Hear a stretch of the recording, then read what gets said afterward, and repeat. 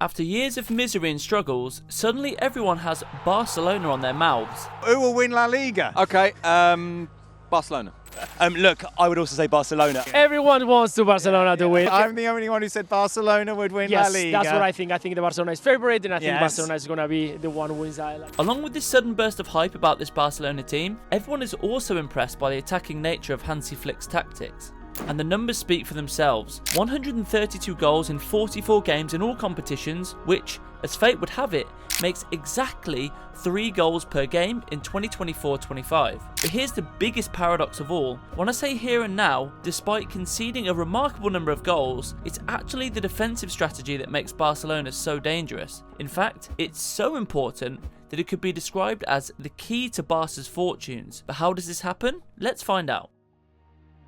18. That's the total number of goals Barcelona have conceded in their biggest games this season, with Atletico Madrid responsible for almost half of them. Atleti have punished Barca 8 times in 3 games so far. 2 goals in the league in December, 4 in the Copa del Rey semi-final first leg, and 2 in the La Liga game a few days ago. Of the remaining 12 goals against the big dogs, Benfica contributed 5 against Barcelona, 4 in the group stage and 1 in the round of 16. Real Madrid scored 2 in the Super Cup final. Borussia Dortmund also scored 2 in the Champions League group stage, while Bayern Munich punished Barca once in their only meeting this season so far. And while you're all waiting to quote the goals Barca have scored in these games, that's not the purpose of this video. I will give you the number, it's 29, but the important thing here lies elsewhere. Their impressive work in defence. Many fans and pundits are probably right to criticise Barcelona for their mistakes at the back, as Craig Burley did on ESPN. But you cannot deny the 2 Atleti goals came from bonkers defending again, which I've always said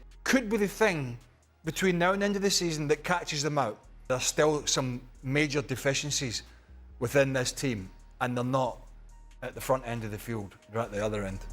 Of course, we can't overlook the fact that Craig Burley is being very conservative with this take. Yes, he could be right, but he could also be extremely wrong with it if Barca manages to win the treble this season. And let me remind you of something. Since Wojciech Szczesny stepped up for Barca, they've kept a clean sheet in 8 of their 17 games since the start of 2025, which is exceptional considering Hansi Flick's main defensive weapon, the high defensive line. Many fans describe it as Barca's greatest blessing, but also their most damaging curse. And, well, as a man who has watched a lot of Barcelona this season, I can assure you that it really does feel that way. One day you make Kylian Mbappe look like a junior footballer by failing to escape the offside trap 8 times in a single game, but just a few months later, Atletico Madrid punish you 3 times in 2 weeks for doing the exact same thing. While Inigo, Martinez, Cubarsi, Koundé and Balde just watched and had no answer. Which goals are we talking about specifically? The 2 from the game at the Metropolitano for La Liga and the 4th at the Montjuic for the Copa del Rey.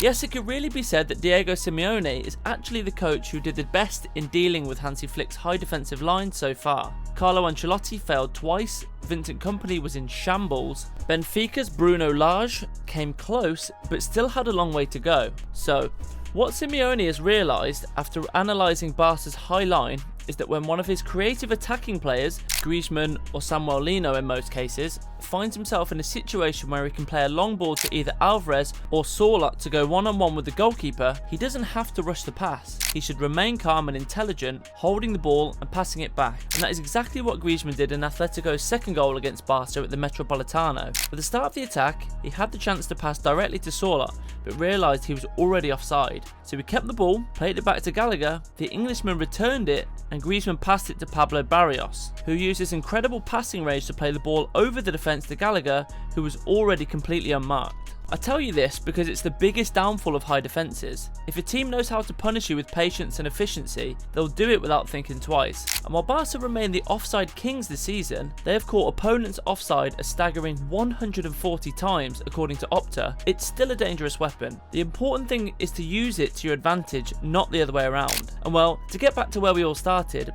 everyone is hyping up the attacking returns, the plays of Lamine Yamal and Rafinha, the efficiency, etc. But none of that would have been possible without their creative ball-playing defenders, such as Koundé and Balde on the flanks, Inigo Martinez in the centre, and especially Pau Cubarsi with his cutting passes through the middle. The only example that immediately comes to mind is his incredible assist for Rafinha against Sevilla, when he cut through the entire midfield line with one pass and the Brazilian did the rest with a shot into the far corner. And just as he does perfectly with those relatively short-cutting type of passes through the middle, Cubarsi is one of the best in the world in terms of passing range for a centre-half. And, well, his assist for Rafinha against Valladolid, and especially the one for Fermin Lopez against Valencia, are a major proof of that. So, yeah, our take is that it's the defence that makes Barcelona so effective, especially with the ball at their feet, just because they can play equally, or at least near as good with the ball, as all the other players in front of them. Or just think of the importance of Inigo Martinez's assist for Lewandowski against Atletico, literally minutes after Solar had made it 2-0. He remained calm under pressure,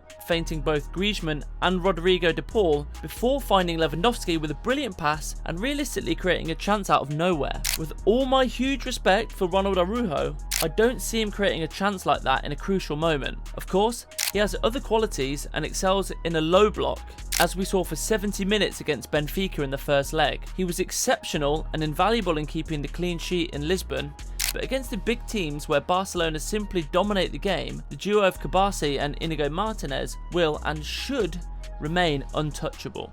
And perhaps most interestingly, Barca are not betraying the traditions of the Guardiola and Frank Rijkaard era. And as my boy Robbie Lou said in one of his recent videos, Barcelona have always been successful when they play a pair of centre-backs with specific qualities. One is a pure ball-playing centre-back who concentrates on that area of the game, while the other is more of a defensive centre-back. He's more physically imposing. Barcelona have succeeded the most in the past few decades when they have a specific pairing at the back of a great ball-playing centre-back just as elite as anyone in his defending, like Piqué, with a bulldog-esque player next to him, like Mascherano, Puyol, and Ronald Araujo. Yes, he doesn't refer to Inigo as a bulldog-type defender, but that's the category he could be placed in, rather than a ball-playing type of defender. Of course, he is good in that department too, but Cubarsi is the more dominant player when it comes to organising the game and setting up attacks. And for those die-hard Araujo fans who are desperate to see the Uruguayan beast play more games under Hansi Flick, let me just say this: if something is working, why change it? It's obvious that the backline of Cubarsi and Inigo Martinez is constantly in sync, whereas when Araujo is next to Cubarsi, that sync is sometimes lost. For example, Sevilla's goal in the 1-1 draw 2 months ago. Of course, this is just a simple example, but it's really the difference between a goal and an offside, you know? Because you might say, Araujo is faster, he's more reliable than 33-year-old Inigo. But let me tell you something, if you're organised and focused in this whole high back line idea, that's fundamental to Flick's philosophy. You don't even need to use that speed, pushing your energy level to the absolute limit to recover from a mistake. I mean, at the end of the day, as the famous saying goes, work smart, not hard, right? But the big question remains, why is Hansi Flick so strict about the high backline strategy? And the answers lie in two things: compressed midfield area and enhanced pressing. Put simply, by positioning defenders closer to midfield, the team effectively reduces the space available to the opposition. This compression leads to a more compact formation, minimising the gaps between the defensive and midfield lines, thereby limiting the opposition's passing options and time on the ball. In turn, this compactness allows for a more aggressive and coordinated pressing strategy, which is essential to what Flick wants from his players. With a tight midfield, Barcelona can easily suffocate the opposition, increasing the chances of regaining possession in advanced positions. In other words, the higher the defensive line, the easier it is for Barca to win the ball back. Of course, it sounds extremely risky, but as we can see,